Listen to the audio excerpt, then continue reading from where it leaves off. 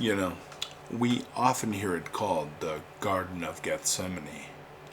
We imagine Jesus under moonlight, surrounded by fragrant flowers, kneeling gently beneath swaying trees, praying in solitude.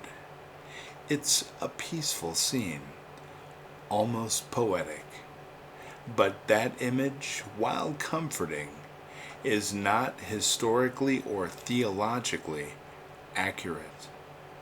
The truth is much more raw, much more intense, and much more powerful. You see, Gethsemane wasn't a garden in the modern sense. It was an olive press, a place of physical labor, industrial activity, and intense pressure. And that changes everything. Because Jesus wasn't just praying in nature that night, he was submitting to be crushed.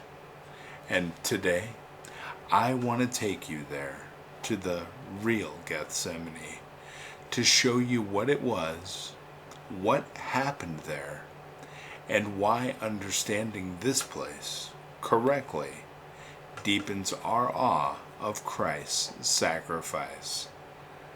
Now, the word Gethsemane comes from the Hebrew and Aramaic Gethsemanim, meaning oil press. This was not a place of ornamental plants or manicured hedges. It was more like a workyard or a small-scale industrial facility used for extracting olive oil, a valuable commodity to the ancient world for cooking, light, anointing, and religious rituals.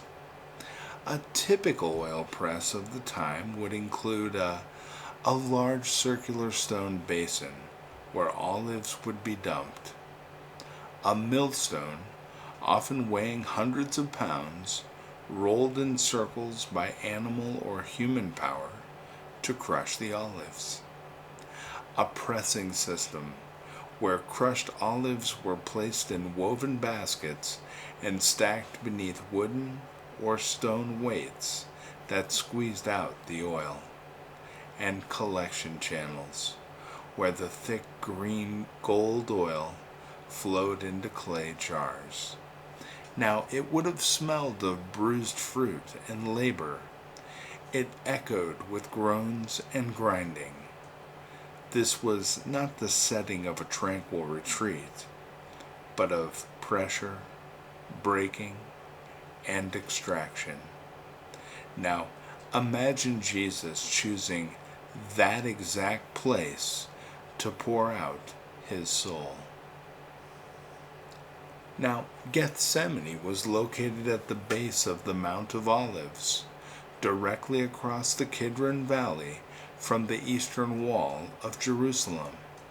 And from there, Jesus could likely still see the city, the Temple Mount glowing from torchlight, and the approaching footsteps of Judas and the soldiers. He didn't hide. He didn't run. In fact, John 18, verse 2, tells us that Jesus often met there with his disciples. Now, Judas knew exactly where to find him. Jesus chose this place intentionally. And why? Because everything about Gethsemane, the olive trees, the stone press, the weight, the crushing, reflected exactly what was happening to him spiritually. The Mount of Olives was associated with the coming of the Messiah.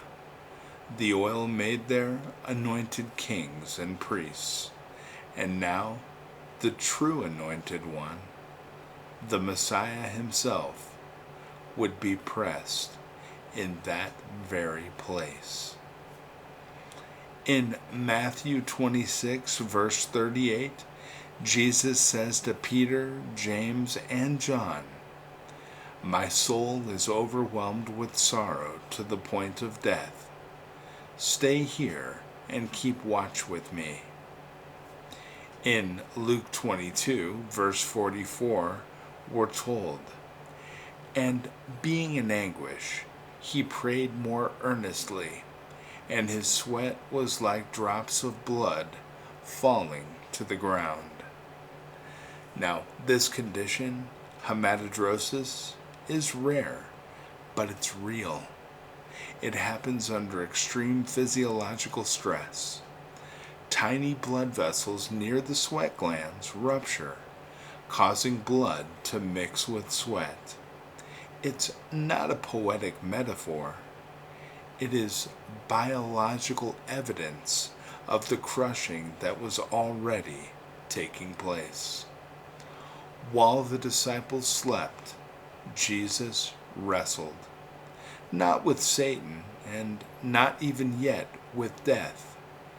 He wrestled with the cup, the full weight of sin, separation from the Father, and divine wrath. He said, "Father, if it is possible, let this cup pass from me. Yet not my will, but yours be done."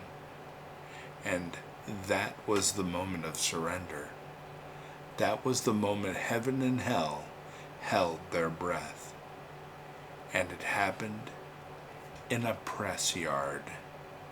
Now, let's think about the olive for a moment. Olives must be crushed to release oil. Whole olives are bitter, hard, and inedible. Only when they are crushed and pressed can they become something useful. Oil for healing, light, and anointing. Now, Jesus is often symbolized as the Anointed One, the Messiah, and his anointing came through crushing. In ancient Israel, oil was used to anoint kings, priests, and prophets. And yet, here is the true king, the great high priest himself, the fulfillment of all prophecy, being crushed so that his life could become anointing for others. He was crushed for our iniquities, says Isaiah 53, verse 5.